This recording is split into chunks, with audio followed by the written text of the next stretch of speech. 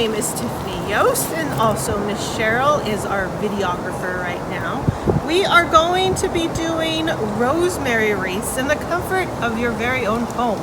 So when you first get your kit, you are going to have a form just like this.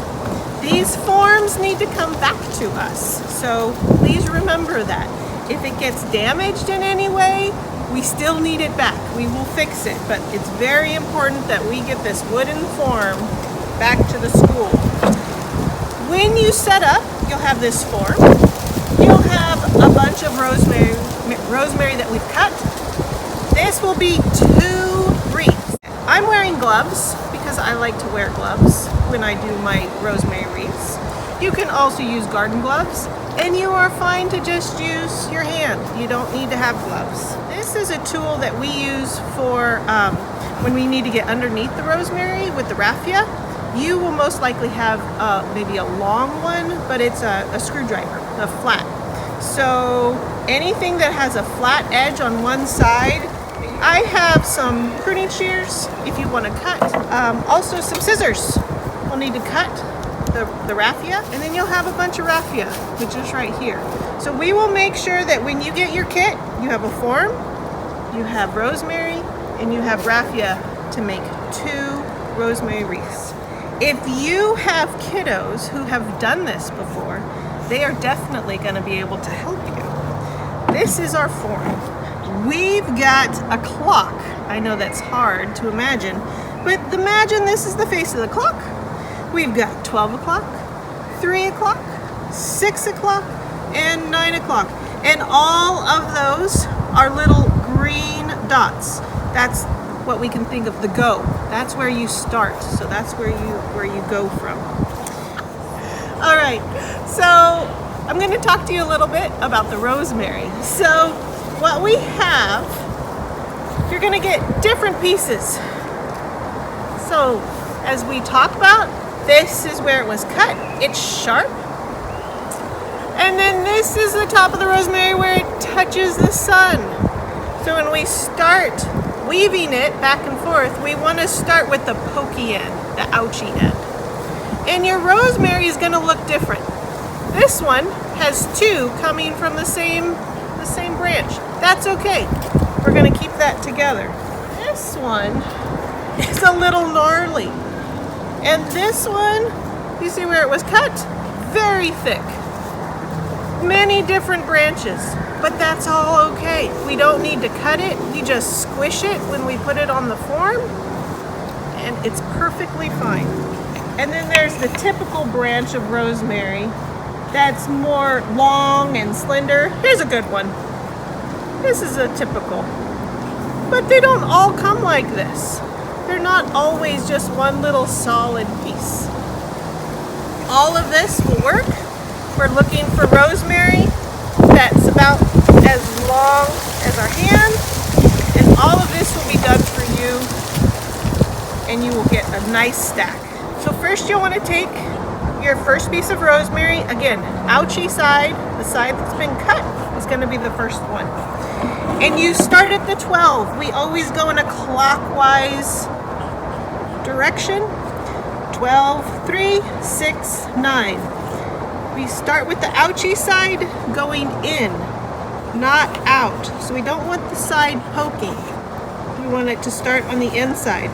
And then we go in and out, in and out, in and out. The next one I'll go a little slower so you can see it.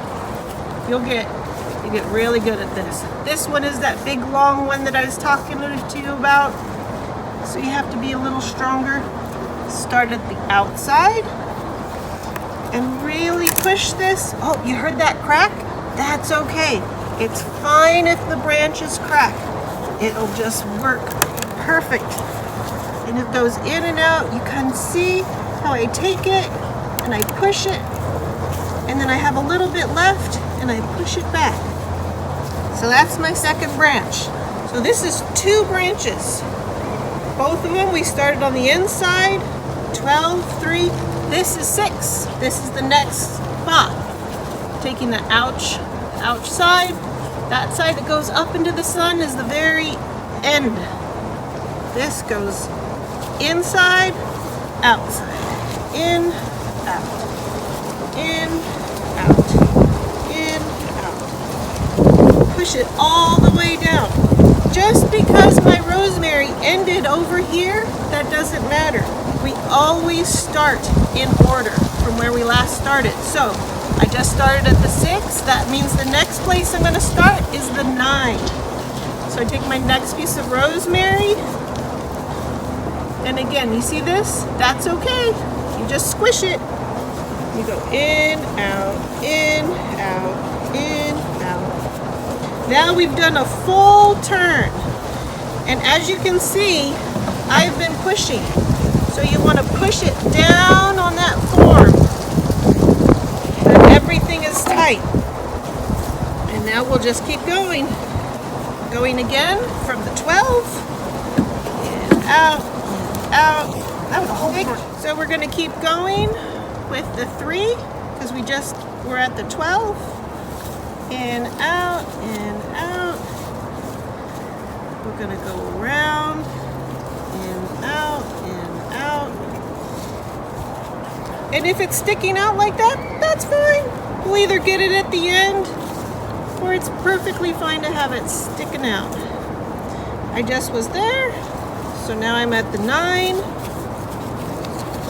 Pushing down as I go along. And then this one, whoop, goes right here. We push it down, all the way down. And there we go.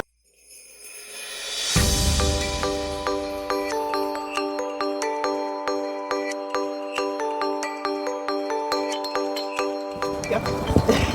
This one that I just did, this one has a lot of pokies. All these different ones, but it's okay. We just kind of squish it. We make it thick. We can still use it.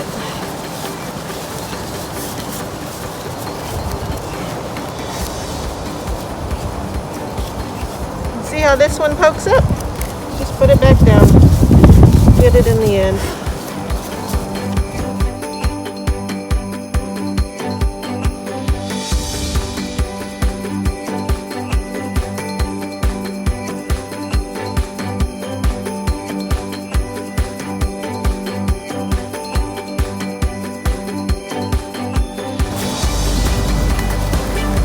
You can see it's almost getting to the top there, but we still can put a little bit more on it.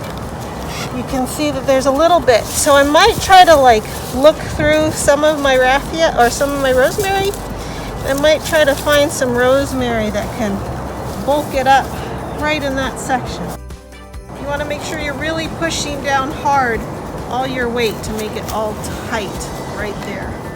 This is finished. Now you can kind of see on the edge how you see a little bit of wood. If you wanted to go one more time around so that the wood is not exposed, that's up to you. That's perfectly fine. But we're going to say that this is done. It's all pushed down. It's really important to make sure that you make everything tight. It helps us when we put on the raffia.